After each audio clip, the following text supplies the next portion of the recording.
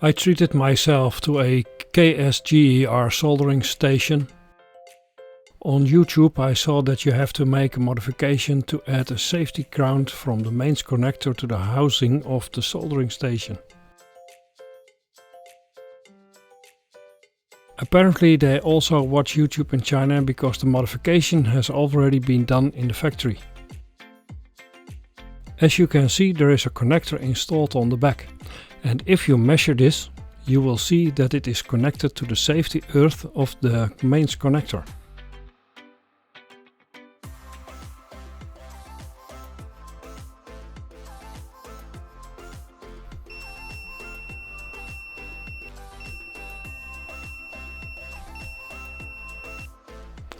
The modification is done from factory.